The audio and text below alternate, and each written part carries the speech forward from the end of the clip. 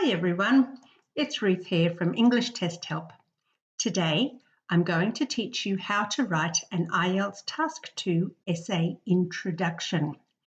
But of course, if you learn this lesson and understand it, you will also learn how to write good introductions for basic academic essays.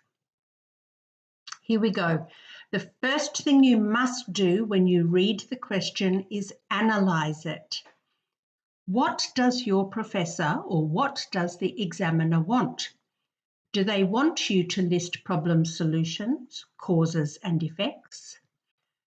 Is the purpose of the essay to compare and contrast or list advantages and disadvantages? Does the examiner want to know your opinion? Or does the examiner want to know your opinion but also want you to talk about the other side? And finally, in this list, does the examiner want you to remain impartial, neutral, in the middle, and discuss both sides of a topic equally? So you've got lots of options depending on how you analyse the question. This affects your plan.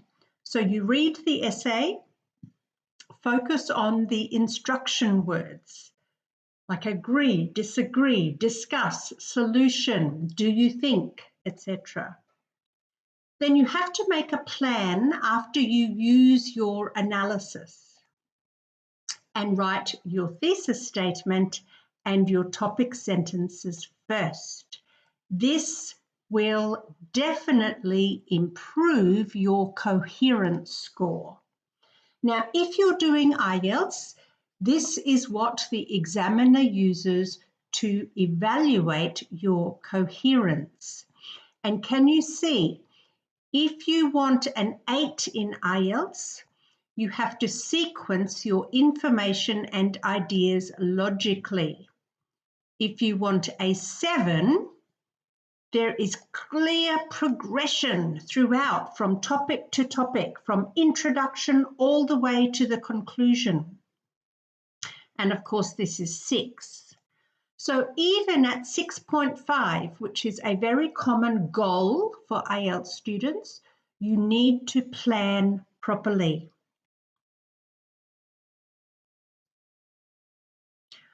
All right, let's look at some examples now. When both parents are busy, it can be difficult to find quality family time. This is one problem. Suggest some ways for families to overcome this lack of time together. So this essay has one problem and several solutions must be given in the essay. So make sure you read the essay question carefully and analyse. Is it more than one problem, more than one solution? What about if it's a cause and effect essay? Again, this one has one major cause. Can you see it? Followed by several effects. And notice at the end here, the examiner also wants the student to give some opinion. Do you agree? Here is the same essay, and then I'll show you an example introduction. One problem, more than one cause. What are the causes, plural? And you must give your opinion. Do you agree? Is this problem the most difficult one faced by humanity? Here is the introduction. Read with me. There is no doubt that the Earth's population is rising. With better healthcare and education, life expectancy is longer and the birth rate is high. This trend, however, is often thought to be one of humanity's greatest challenges. This essay will argue that other issues deserve more attention, such as global warming and continued political instability. So remember, we analyse the question. There's one problem rising population. You had to give more than one cause. So here are two causes. And then you had to give your opinion about whether it's the biggest problem. And this student says no, other issues are bigger problems. Here is another one. This one has one problem, which is in red, eating too much fast food. Then it has one suggested solution, which is a higher tax. And finally, to what extent do you agree or disagree? The examiner asks you to give your opinion about whether you agree with this solution. Are you ready for the model introduction? It seems that globally people are eating more unhealthy food than ever before. With the rise of the multinational fast food chain and the pressures of modern life, fast food provides convenience. However, it leads to many health problems such as diabetes and heart disease. Consequently, it has been suggested that governments impose a hefty tax on fast food products so as to limit consumption and reduce the incidence of lifestyle disease. I tend to disagree with this tax policy, as not only does it negatively impact upon business, but it does not solve the broader social issues of the need for convenience.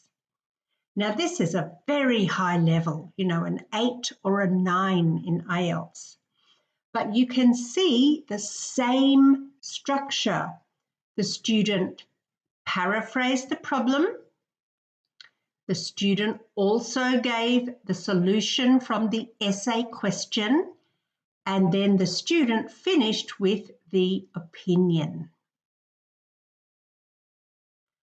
All right, we looked at problem solution with some causes. Now let's look at an advantage-disadvantage essay. What's the topic? Pause the video, read it. Okay, the topic is tertiary study abroad or tertiary study in a foreign country. And you must list advantages, you must list disadvantages, and I also want to point out, can you see that the examiner used the word arguments? Support your arguments. So that means somewhere in the essay, you also have to provide an opinion. Is it more advantageous or disadvantageous to study in another country? Here is my model introduction. The chance to study in a foreign country is often grabbed with both hands. International students relish the opportunity to immerse themselves in higher study in another culture and maybe even learn a second language. Nonetheless, it is not without risk and sacrifice. Advantages, disadvantages. From my experience, students considering this move need to weigh up the benefits and drawbacks before making a decision that affects the rest of their lives. What did you think? The topic is clear.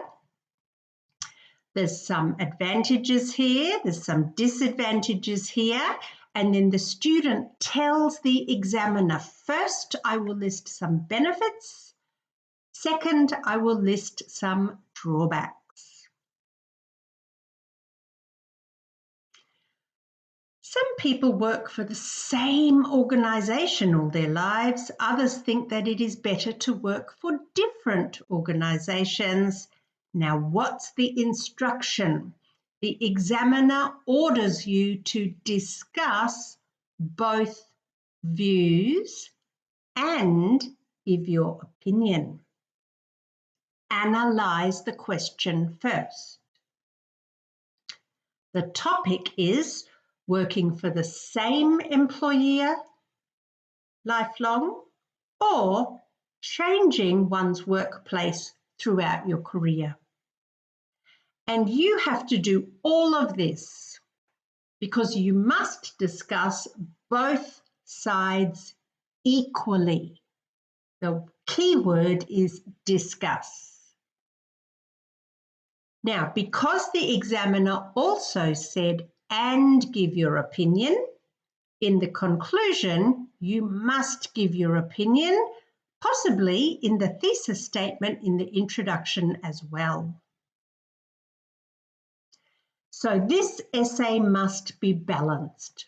Read with me. Remember, this is only the introduction. Let's go.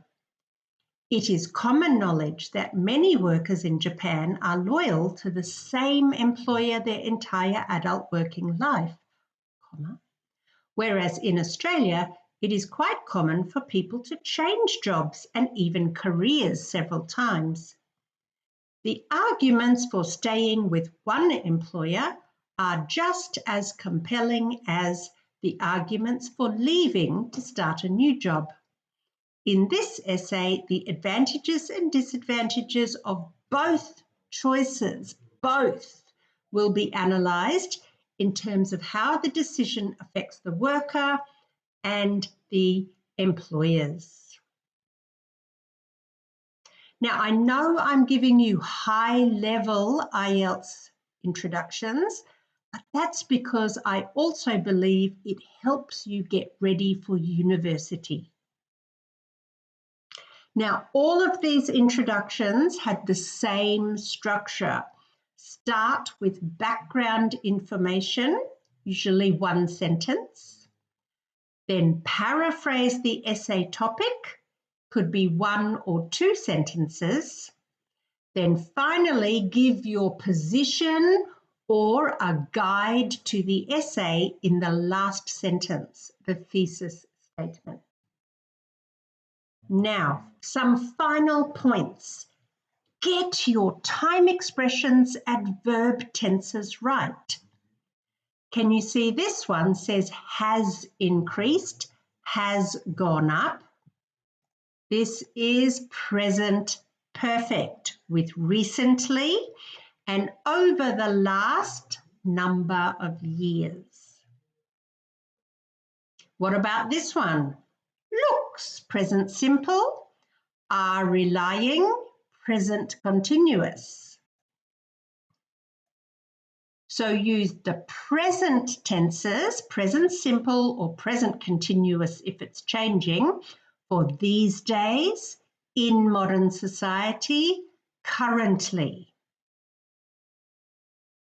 And finally, don't forget your conclusion must match your thesis statement. So have a look at this example. This is an advantage-disadvantage essay. It's the last one I showed you. And now read the conclusion. And notice how the red matches the red, the black matches the black, and we've got advantages and disadvantages, or both sides, I beg your pardon, in the conclusion as well.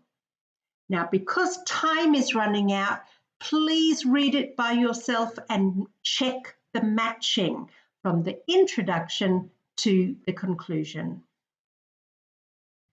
All right, I hope you understood the structure of a typical introduction and that you must analyse the introduction before you start writing. Write it carefully and good luck.